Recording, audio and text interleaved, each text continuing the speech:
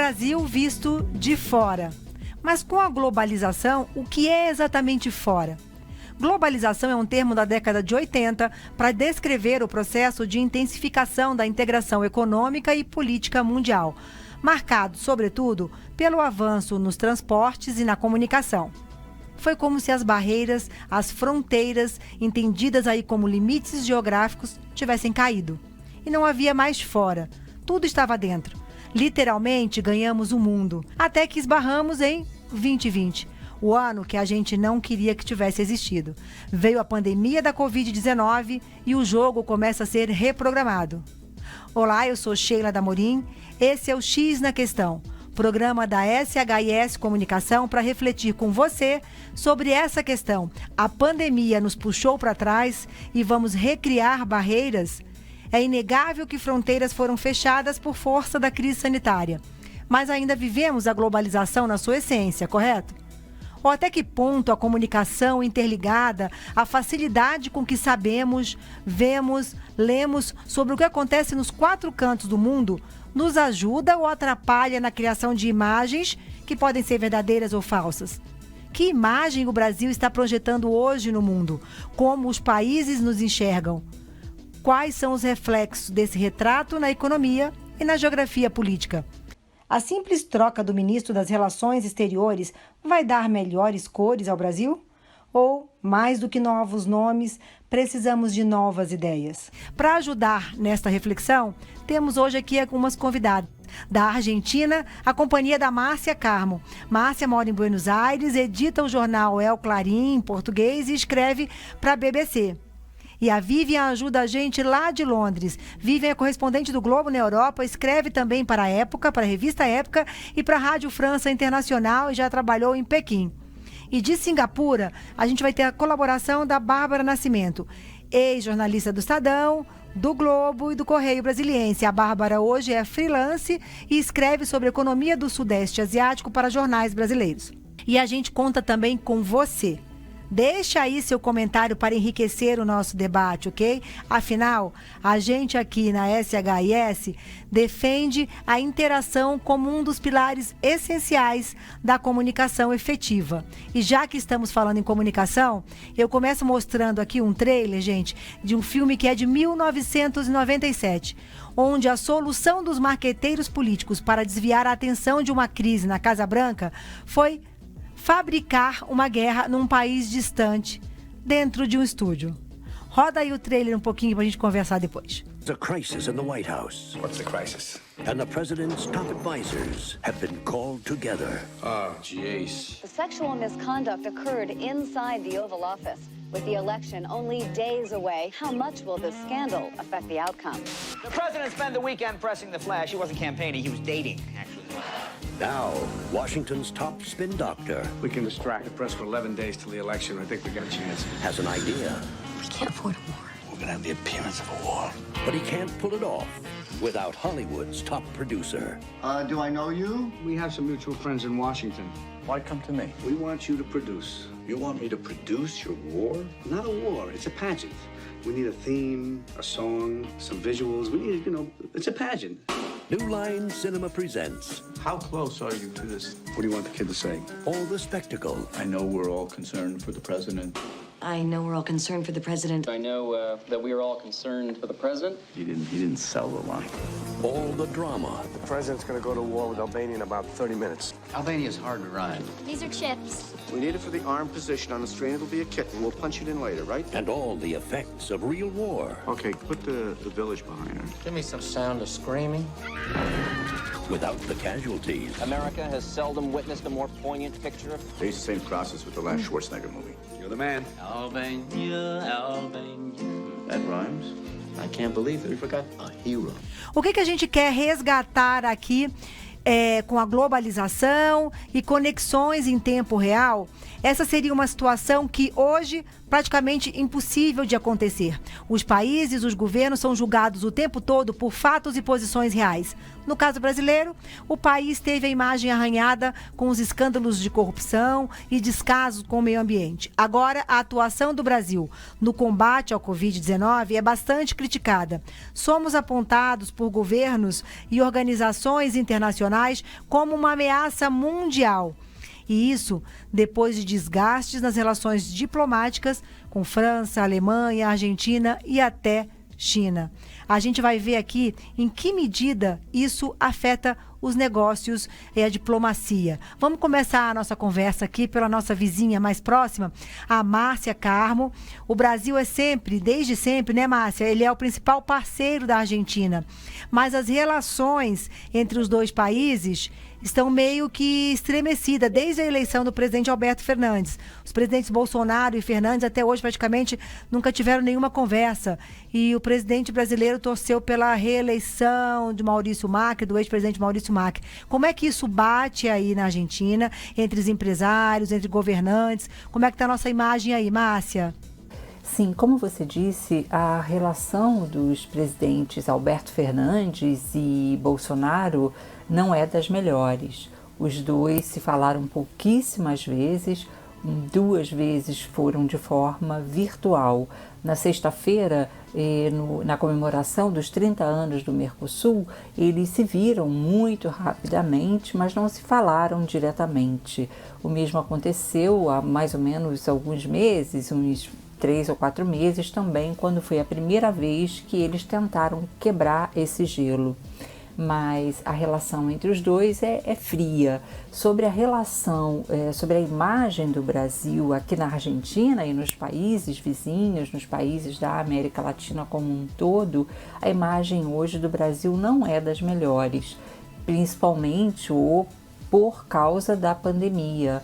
Existe muita preocupação com o que está acontecendo no Brasil hoje, com a quantidade de mortos, com a quantidade de pessoas contagiadas, infectadas pelo coronavírus, muita preocupação com a situação do sistema de saúde do Brasil, com o que eles chamam aqui de cepa Manaus e cepa Rio de Janeiro, ou seja, a P1 e a variante P1 e a variante P2.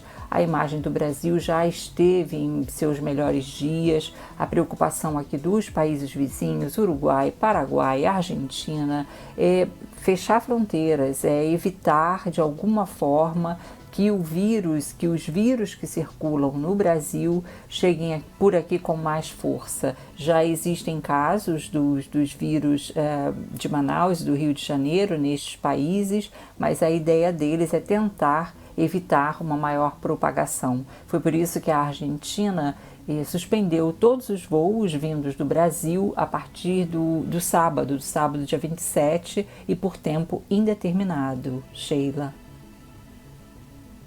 E nesse cenário, Márcia, então como é que fica aí o Mercosul? Sheila, o Mercosul completou 30 anos no dia 26 de março. Foi realizada uma reunião virtual entre os presidentes dos 4 países do bloco, né, os países fundadores, Brasil, Argentina, Paraguai e Uruguai. O Chile e a Bolívia participaram porque são sócios desse bloco fundado há 30 anos. Foi um fato histórico, não deixa de ser um fato histórico, porque há 30 anos os 2 principais fundadores, o Brasil e a Argentina, eles desconfiavam tanto um do outro que algumas pessoas temiam até uma invasão armada num país no outro, né? E principalmente a desconfiança era em torno dos programas nucleares que tanto o Brasil quanto a Argentina desenvolviam. Essa desconfiança foi quebrada quando os 2 países abriram seus programas nucleares. Bom, já se passaram 30 anos, as democracias então estavam engatinhando, a gente conhecia muito pouco um sobre o outro, né? Os brasileiros passaram a ser mais conhecidos, nós passamos a conhecer também melhor nossos vizinhos. No entanto, a reunião da sexta-feira, dia 26 de março, foi marcada por alguns momentos de tensão.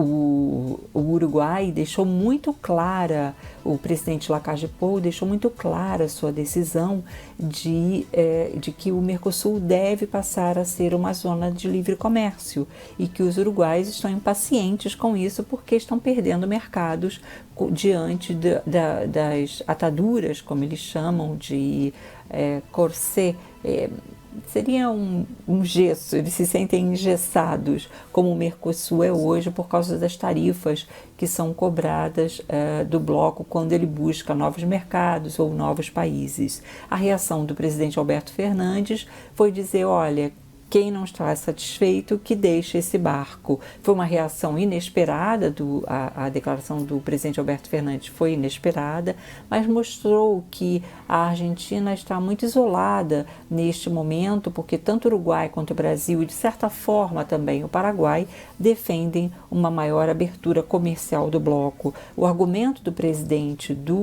da Argentina, Alberto Fernandes, é que não se pode provocar uma erosão, palavra usada por ele, do setor produtivo.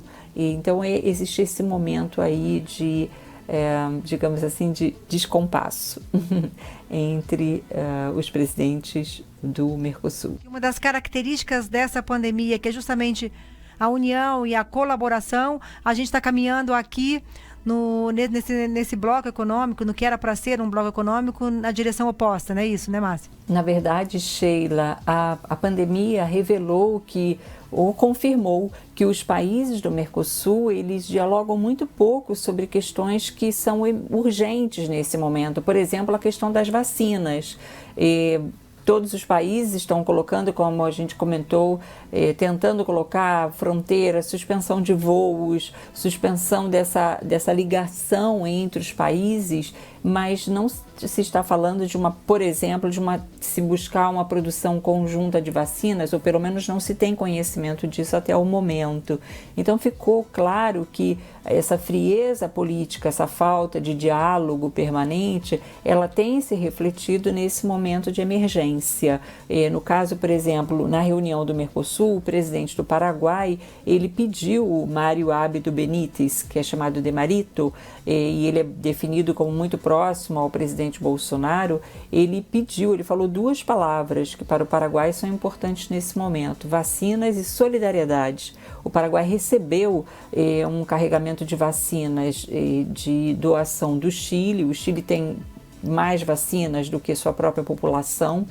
O presidente Piñera se antecipou, é um presidente de centro-direita, ele se antecipou com uma popularidade baixíssima, ele se antecipou no ano passado e comprou vacinas. O governo chileno comprou vacinas de vários lugares, a Pfizer, de todas que a gente possa imaginar, e o Chile está com uma vacinação bastante acelerada, mas como os casos estão subindo, o Chile, assim como outros países, também voltaram à quarentena inicial e na semana passada a região metropolitana, que é a mais populosa do Chile, que é um país de 15 milhões de habitantes, e a região metropolitana inclui Santiago, voltou a uma quarentena muito, muito, muito estrita. Então, ou seja, o que a gente vê é uma falta de diálogo permanente entre os políticos e que acaba refletindo nas questões práticas e de vida neste momento, Sheila.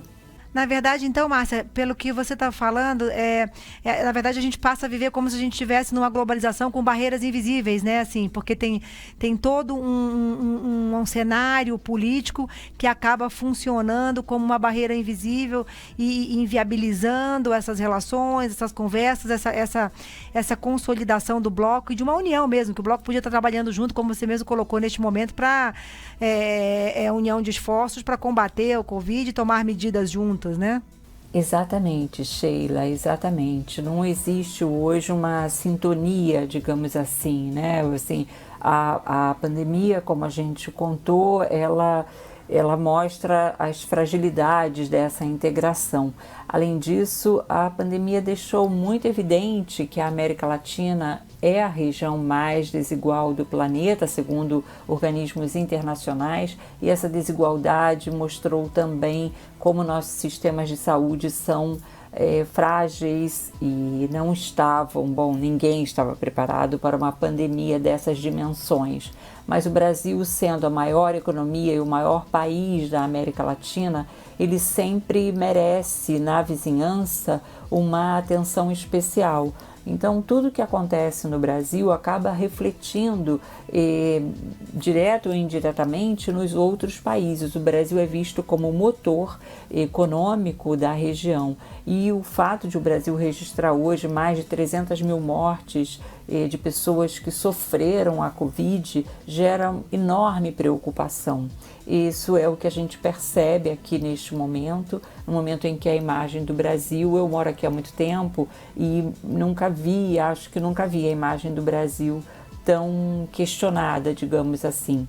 E isso é o que a gente percebe aqui hoje em dia. No outro dia na televisão, um cientista que nem é muito radical e é bastante renomado aqui, defendeu que as fronteiras sejam fechadas, bloqueadas, para que não entre mais nenhum vírus vindo do Brasil para a Argentina ou outro país da região. O Brasil está sendo visto como um laboratório de novas cepas do coronavírus. É o que a gente ouve nas entrevistas, ouve na televisão, no rádio, nos portais. As pessoas ligam perguntando sobre o Brasil. É um momento bastante delicado para a imagem do nosso país. Márcia, segura aí um pouquinho que a gente já vai voltar com você de novo. Eu vou lá para Londres. Oi, Vivian. A gente nem pode perguntar se está tudo bem aí na Europa, né? Porque vários países apertaram ainda mais as restrições, né, de circulação das pessoas. A vacinação vai meio devagar. A diferença para o Brasil é que os europeus, me parece, né, Vivian, reconhecem a gravidade da situação, ou não? Não, reconhecem, e o que eles têm demonstrado ultimamente é união, né? Eles tentam, quer dizer, não para comprar vacinas, né? Porque a gente vê que a guerra das vacinas, e você estava falando aí de globalização, a guerra das vacinas mostra como a gente está exposto com a coisa da globalização, problemas nas cadeias produtivas, acesso a ingredientes que vão ser usados nas vacinas em vários países e tal. Agora, aqui no Reino Unido, por exemplo, a gente viu que o governo derrapou no começo, custou a fechar a economia, mas agora a gente está sob o terceiro mais longo lockdown, né? Ainda não tem data marcada para acabar, a flexibilização vai ser gradual. E até pouco tempo, o Brasil era uma preocupação como outros países, né? África do Sul, onde também é uma variante considerada perigosa, nações que não contabilizam casos de Covid, como a Tanzânia, ou aquelas que estão vacinando pouco ou sequer começaram as campanhas. Mas agora o Brasil está no noticiário na Europa, né? Chama atenção pela disparada dos números, pela demora na vacinação, políticas confusas, pelo discurso. Isso é péssimo para a imagem do país, que sempre foi visto como um líder em questões de saúde pública internacionalmente, era reconhecido pelas grandes campanhas de vacinação que já organizou nos últimos anos, né? E nesse momento os países desenvolvidos e até em desenvolvimento estão voltados para dentro, quer dizer, querem resolver a pandemia internamente. Mas quando eles conseguirem vacinar todo mundo, todos os olhos vão recair sobre quem não conseguiu controlar o vírus. O Brasil está nessa situação. Até porque essas nações não vão querer perder todos os esforços e investimentos, porque tudo isso custou caro, que eles tiveram que fazer nesse período, né? Eles vão cobrar um preço alto de quem não fez. E eu acho que o isolamento é um risco cada vez maior para o Brasil. Isso cria incertezas para investimentos, por exemplo, e é um desafio para a comunicação das empresas, dos governos. Quer dizer, como é que você vai mostrar o que o Brasil fez, o que o Brasil está fazendo e o que ele vai continuar fazendo? E aí isso, né, Vivian, tem toda uma repercussão econômica para o Brasil, e aí como não só desenvolvimento, a gente está num momento delicado com o Brasil e o mundo inteiro, claro, né, com relação a desemprego, mas as relações comerciais e essa imagem prejudicada do país não ajuda em nada na questão de investimentos, na questão de atração, né, de investimentos para infraestrutura, coisas que o Brasil aqui tanto precisa, não é isso? Porque tudo que o investidor quer são certezas, né? Óbvio que é impossível você ter certezas, mas as incertezas pesam demais na decisão que eles vão tomar. Quer dizer, se você não sabe se o país vai conseguir se recuperar da pandemia, como e quando ele vai conseguir se recuperar, tudo isso pesa nas decisões dos investidores. Bom, pelos próprios indicadores econômicos, a gente vai vendo pela situação econômica do país, né? E os investidores, eles olham muito isso. E se o Brasil demorar a se recuperar, os investidores vão olhar para quem já se recuperou. Eles tomam decisões absolutamente pragmáticas, né? Isso, e o Brasil, vamos lembrar, né, que o Brasil já teve ali no início deste governo especificamente um atrito muito grande, sobretudo com a Europa, por questões ambientais, né, da Amazônia, que já criaram ruídos ali, questões que criaram ruídos na comunicação entre governos, e no caso europeu, essa questão do meio ambiente também é muito forte, não é isso? Eu estava conversando recentemente com uns especialistas nesse setor, né? E eles me falaram uma frase muito interessante, que é o seguinte: hoje em dia, a sustentabilidade é tema de acesso ao mercado. Quer dizer, você não consegue fechar acordos com outros países, você não consegue atrair investimentos de grandes empresas sem ter políticas e projetos de sustentabilidade. Quer dizer, as decisões do futuro cada vez mais vão levar em conta o ambiente, o aquecimento global, as mudanças climáticas. Não é à toa que o mundo todo está mobilizado em torno dessa questão, que todo mundo diz que vai ser possivelmente a origem da próxima pandemia, ou que terá efeitos maiores ou iguais à pandemia atual, porque a gente não sabe, né? Nós podemos estar diante de outras pandemias e, além disso, ainda tem a questão global, que vai ter consequências talvez ainda maiores do que a pandemia.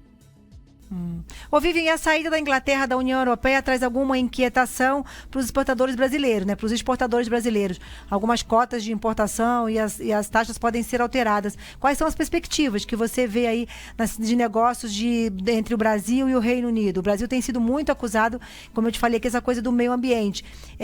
E você acha que, pensando em 2021, ele já é um ano perdido? Não sei, eu acho que não, mas eu acho que é preciso pressa. Pressa por parte do governo brasileiro e pressa por parte das empresas brasileiras, né? Porque se a gente for olhar o Brexit, ele traz para o Brasil vantagens e desvantagens. E elas vão ser maiores ou menores na medida em que se ajuste o discurso, né, a narrativa, com a ação. O Reino Unido é a 5ª maior economia do mundo, ele está atrás de novas parcerias para compensar o que perdeu na Europa com o Brexit, é importador líquido de alimentos, metade se consome aqui vem de fora, e pelo menos 60% desse montante vinha da União Europeia. Quer dizer, isso é uma oportunidade. Atualmente, 30% do que o Brasil vende para os britânicos são produtos agropecuários. Há muitas oportunidades aí, mas elas não são automáticas. O setor privado precisa se dar conta disso depressa, até porque o Reino Unido vem celebrando acordos com muitos países. 60 deles de continuidade, né, dos que eles já tinham no tempo da União Europeia, estão sendo ratificados. E ele negocia nesse momento com os Estados Unidos, a Nova Zelândia e a Austrália. E esses aí são nossos concorrentes diretos, porque eles vendem também produtos pecuários. E aí foi isso que eu falei, a sustentabilidade, ela é tema de acesso ao mercado. Então, no universo de uma negociação de acordos, não só com o Reino Unido, como com a União Europeia, esse acordo pendente entre Mercosul e União Europeia, que levou mais de 20 anos para ser concluído, tudo isso vai levar em conta a questão da sustentabilidade. E outro negócio, a pressão sobre o governo brasileiro, ela não vem de... E ela pode ser explicada por 2 razões. A primeira é que o consumidor europeu ele está cada vez mais exigente. Ele quer saber as origens dos produtos que ele coloca na mesa. A segunda é comercial, né? E a expressão do protecionismo de países com agricultura fortemente subsidiada. A gente, se for olhar, as pesquisas de opinião na Europa mostram que 77% dos eleitores europeus consideram que as posições sobre o aquecimento global e mudanças do clima são critério para eles escolherem um candidato político. A maior preocupação é a questão saudável e sustentável de alimentos. No Reino Unido, esse percentual chega a 85%, quer dizer, 85% dos britânicos temem a mudança do clima. Tem supermercado hoje aqui, quer dizer, dos últimos 3 ou 4 anos, que não compra mais carne brasileira. O consumidor não quer, ele rejeita. Muitas empresas estão se vendo na situação de ter de tirar o destaque que elas davam à marca Made in Brazil das suas embalagens. Eu não me lembro de ter visto isso em todos os anos que eu vivo fora. E tudo isso alimenta o velho discurso protecionista contra o qual o Brasil vem lutando nas últimas décadas. Quer dizer, a gente está perdendo uma narrativa que a gente vinha construindo ao longo dos anos, né? Vivian, eu vou te pedir para segurar mais um pouquinho aí. Daqui a pouco a gente vai chamar a Bárbara também em Singapura. Só que eu queria aproveitar nossas convidadas, dentro disso que a gente está falando, das narrativas, para poder analisar um pouquinho também o impacto da fake news, né, das fake news, na construção ou desconstrução da imagem do Brasil. A gente sabe que não se fabrica mais guerras em estúdio, como a gente viu aqui, daquele filme de 1997. Mas as narrativas, que a Vivian bem colocou aí, criadas a partir de fake news nas redes sociais, elas servem sim para desviar a atenção e confundir as pessoas. Fake news não é nada, não é nenhuma novidade do mundo moderno. Na década de 80, a gente separou até aqui uma pegadinha que foi famosa na década de 80, uma pegadinha de uma revista britânica que publicou no 1º de abril uma nota dizendo que cientistas alemães tinham uma fruta que tinha um casca semelhante ao couro e no interior fatias de tomate que se misturava a fatias de carne. Isso foi publicado aqui no Brasil pela revista Veja, com o título Fruto da Carne e até um infográfico detalhando todo esse processo de produção. A diferença para hoje, daquela época, é a velocidade, o alcance, a repercussão e as consequências das fake news. Hoje, a história do boi mate não resistiria meia hora, como a gente chama aí no ar, né? Nas telinhas. A facilidade e rapidez com que se transmite informações favorecem os disseminadores de desinformação e de notícias falsas. De fake news sobre a Covid, gente, eu não quero aqui nem falar, porque as telinhas nossas do Zap Zap tá cheia, não é mesmo? Então, mas eu quero voltar com a Márcia Carmo para ver com ela como que as fake news afetam a imagem do Brasil lá. Elas chegam aí, elas correm nessa mesma velocidade que circulam nos nossos celulares, nos nossos aplicativos aqui, Márcia? Com certeza. Por exemplo, durante a campanha eleitoral no Brasil, as fake news chegavam aqui, porque o Brasil, como a gente estava comentando, é continental, o tamanho do Brasil, o tamanho da população brasileira e tudo que o Brasil faz. O Brasil é o maior país da América Latina. Tudo que acontece no Brasil é quase um tema interno para vários países vizinhos, né, do nosso país. Então, a campanha eleitoral, por exemplo, cada vez que aparecia uma fake news no Brasil, que foram várias na campanha, elas chegavam aqui também. Então, é muito impressionante como, e muitas vezes alguns colegas ligavam das redações, ainda não tinha pandemia, as pessoas estavam trabalhando nas redações, ligavam para saber, é verdade que o ex-presidente Lula está apoiando o Bolsonaro, coisas assim que você fazia, nossa, isso não faz o menor sentido. Então, o que tentaram influenciar no voto do brasileiro chegou aqui também. Isso é um perigo, né? Isso é verdade, Márcia. Eu queria aproveitar, olha, vamos para Singapura, por favor. A gente tem a Bárbara Nascimento. A Bárbara está lá como correspondente atualmente, ela já é jornalista, trabalhou muito aqui no Brasil. E a Bárbara vai entrar e vai trazer uma visão lá, mudando um pouquinho de continente do outro lado do mundo, que essa hora lá a Bárbara está dormindo pelo horário, né? Nosso horário que nós estamos aqui no estúdio, e ela está lá no outro lado do mundo, justamente no fuso oposto. Então vamos chamar aqui, vamos mudar aí para a Ásia, e nós temos a colaboração da Bárbara de Singapura. Vamos ver o que ela tem para nos contar. Oi, Sheila. Bom, aqui na Ásia, eu acho que a gente pode dizer com segurança que, de forma geral, para o público em geral, da mesma forma como o Brasil às vezes enxerga o Sudeste Asiático com pouca informação, com muito estereótipo, mesmo se aplica na via contrária. Ainda assim, enxerga-se o Brasil e a América Latina como um todo como um lugar ainda com aquela visão de pobreza, de violência, de desigualdade. Mas quando a gente sofistica um pouco mais o debate, e aí vai para a conversa com investidores, com economistas, o que a gente vê é que o Brasil ainda é a principal referência dentro da América Latina. A gente vê isso claramente no noticiário. Toda vez que a América Latina é citada, o Brasil é quem lidera o exemplo. E o que acontece principalmente por causa do comércio, né? É uma relação muito frutífera comercial. Basta entrar num supermercado aqui em Singapura, por exemplo, e você vai ver que boa parte da proteína animal, ela vem do Brasil. Você olha para os freezers e parece que você realmente está no Brasil. Proteína suína, bovina, o frango congelado. Então, no comércio, o Brasil ainda é muito importante. Mas o que você percebe é que aquela visão do Brasil como estrela em ascensão, aquele lugar para ser mantido no radar dos investidores, essa visão ela parece ter esmorecido aqui na Ásia. Por exemplo, um artigo publicado em um dos principais jornais econômicos aqui de Singapura, o The Business Times, um artigo publicado pelo Jim O'Neill, que é um economista britânico, e ele que cunhou o termo BRIC para se referir inicialmente a Brasil, Rússia, Índia e China. Posteriormente também foi incluído a África do Sul. E ele disse que o Brasil teve um crescimento na última década desapontador. A economia brasileira teve uma trajetória desapontadora na última década. E isso resume bem o sentimento aqui. E hoje, o que o Sudeste Asiático acredita é que os países aqui do Sudeste Asiático, o ASEAN, é quem ocupa esse lugar de estar no radar do mundo para o investimento. Os países daqui tiveram anos de crescimento na última década, anos fabulosos de crescimento, e prometem muito mais crescimento para as próximas décadas. Então, e uma classe média, com isso, uma classe média cada vez mais abundante, com mais dinheiro.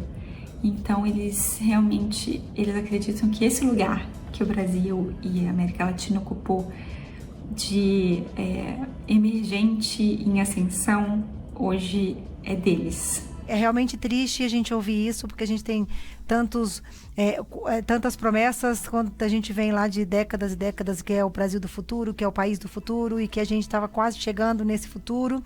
E agora a gente tem aí uma crise que pode andar vários passos para trás. Eu vou pedir para voltar para a Argentina com a Márcia.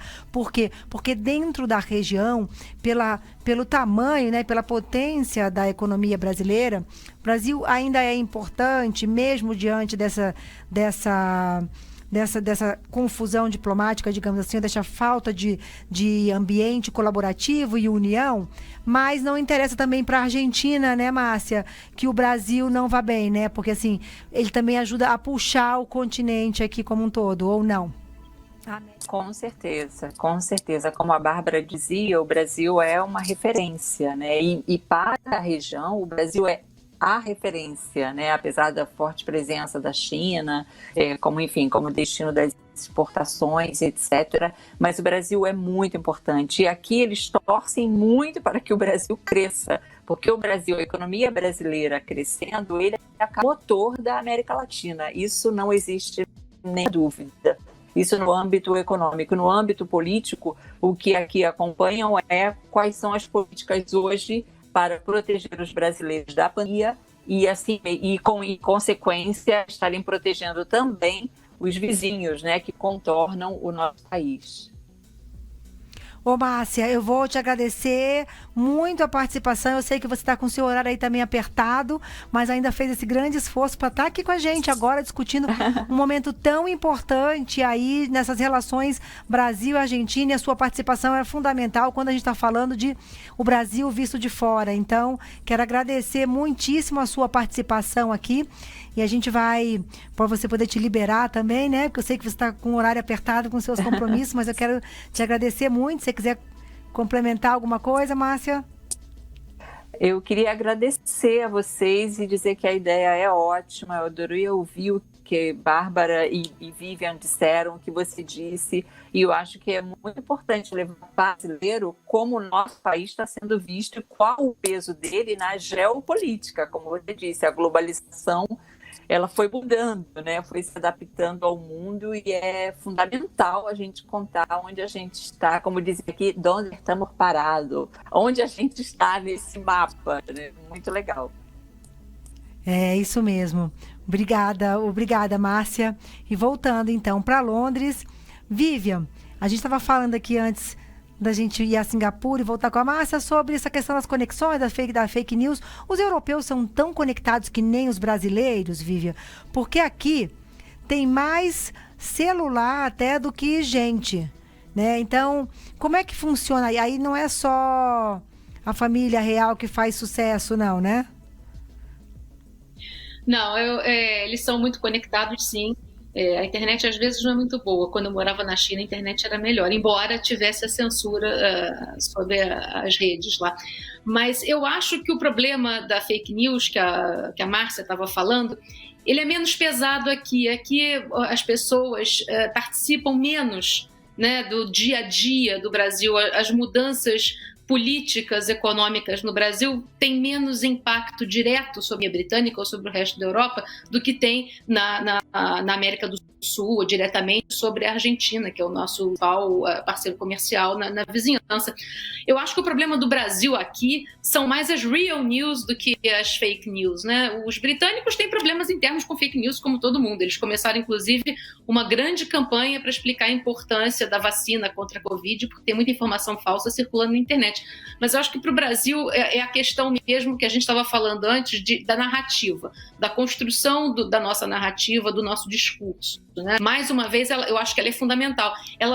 Eu acho que ela deve estar conectada com a realidade, que isso é uma coisa que eu acho que as pessoas aqui não estão vendo, acho que governos, empresas também. Por exemplo, no Brasil, o Código Florestal ele é considerado um dos mais modernos do mundo. E o Brasil, de líder nesse tema, recentemente passou a ser visto como vilão. Esse ano tem a COP26, em Glasgow, na Escócia. O Reino Unido é o presidente, né, da COP. O que o Brasil vai mostrar nessa reunião de cúpula? Vai haver uma cobrança, sobretudo dos Estados Unidos, né, que retomaram a bandeira da sustentabilidade, agora com o Joe Biden, o democrata Joe Biden na presidência. Ele mesmo convocou uma cúpula em breve, acho que agora nesse mês de abril, para tratar do assunto. Quer dizer, eu vejo tudo isso como uma oportunidade para o Brasil. É um cavalo selado que está passando diante do Brasil que tem que ser aproveitado. Agora, a gente tem que rever a nossa narrativa, ela tem que estar conectada com a realidade, e eu acho que isso tudo é fundamental para a construção da nossa imagem, que está bastante desgastada, né, recentemente. Quer dizer, mas a gente ainda tem uma chance de recuperar aí, né, Vivian? Tem que saber aproveitar. E eu tenho uma dúvida, a gente estava comentando aqui outro dia, Vivian, esses memes todos, por exemplo, na época da ex-presidente Dilma Rousseff, ela gerou muitos vídeos, né? Recentemente o presidente Bolsonaro também, que circulam aí pelas redes sociais. Isso também chega aí para a população como um todo ou não? Eu acho que bem menos do que na Argentina, porque as pessoas não estão tão debruçadas sobre o nosso noticiário ali, lendo, né, a linha pequena dos jornais, né? Eles estão mais interessados nas grandes linhas. E foi o que eu tinha falado um pouco antes, quer dizer, o Brasil, que estava sendo considerado uma preocupação como outros países, passou a ser considerado uma preocupação maior, porque aí sim ele começa a aparecer no hard news como um problema, por ter números maiores de contaminação e óbitos pela Covid, etc. e tal. Então eu acho que essa coisa dos memes pode até ter um ou outro, mas eu acho que as pessoas afeta menos a vida das pessoas aqui, talvez a comunidade brasileira, aliás, certamente a comunidade brasileira, mas eu acho que não do europeu em geral. As barreiras invisíveis que a gente estava falando, Vivian, você acha que com o andamento que a gente está dando, da forma como nós estamos gerenciando essa crise, né, sanitária, você acha que essas barreiras vão ficar muito tempo aí erguidas para os brasileiros?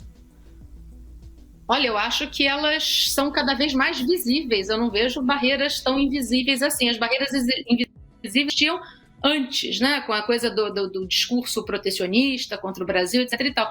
Eu acho que as barreiras vão sendo cada vez mais visíveis porque o Brasil começa a apresentar questões problemáticas em temas que são considerados essenciais. Eu acho, por exemplo, a Espanha suspendeu a suspensão, né? A Espanha retomou os voos diretos entre o Reino Unido, onde se encontrou uma variante nova do coronavírus ainda em dezembro do ano passado, e a Espanha retomou os voos do Reino Unido. No Brasil, não. O Brasil continua sob sanção, então não tem voos diretos do Brasil para a Espanha. Não se pode viajar, passageiros brasileiros não têm como viajar para vários países do mundo, ou se tem como viajar, são submetidos a quarentenas longas. Quer dizer, o mundo vai ficando muito pequeno para a gente. Eu acho que o Brasil, se não tiver uma recuperação rápida e uma construção de uma narrativa mais positiva para si, eu acho que vai ficar mais isolado e vai ver muito mais barreiras do que vinha vendo recentemente. A gente está vendo aí pelo depoimento dessas jornalistas que acompanham a economia brasileira lá de fora, né? Que os governos precisam ser protagonistas da sua comunicação.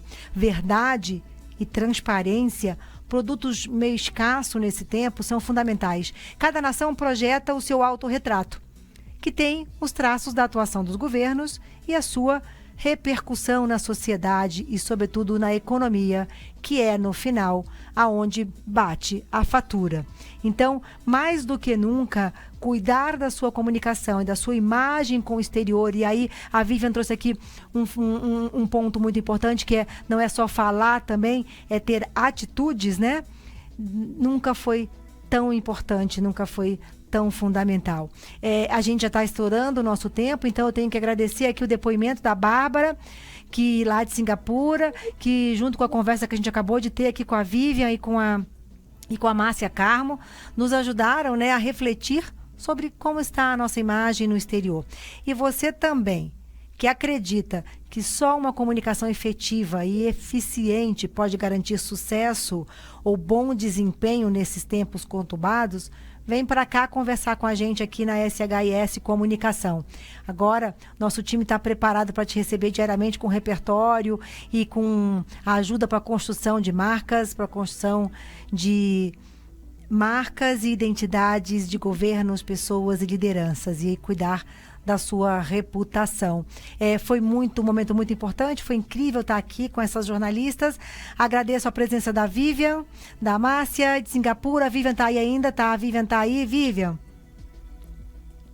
Obrigada, Sheila. Ótima ideia de vocês, de botar todo mundo para conversar. É importante a gente discutir um pouco a imagem do Brasil mesmo no exterior e a importância das narrativas e das atitudes, e são novos tempos e eles vão exigir novas ideias, eu acho. Eu acho que não vai ser uma recuperação fácil. E quem estiver pensando nela agora vai sair na frente. Eu acho que o Brasil precisa disso nesse momento. Vivian, muito obrigado pela sua participação, que enriqueceu muito o seu debate, nosso debate aqui com a visão aí de fora. A gente torce para vocês aí também ficarem bem e que você possa vir logo aqui no Brasil um dia gravar com a gente aqui direto no estúdio, tá bom? Tá bem, obrigada a vocês, Sheila. Márcia, beijo, Bárbara também. Então, a gente vai ficando por aqui, agradecendo a sua participação, a sua presença. Deixe aí o seu like, o seu comentário, porque tem muito mais por aí. A SHIS Comunicação é especializada na construção de repertório para garantir presença, para garantir reputação e para fazer bons negócios. Obrigada pela sua participação aqui e a gente se encontra numa próxima vez.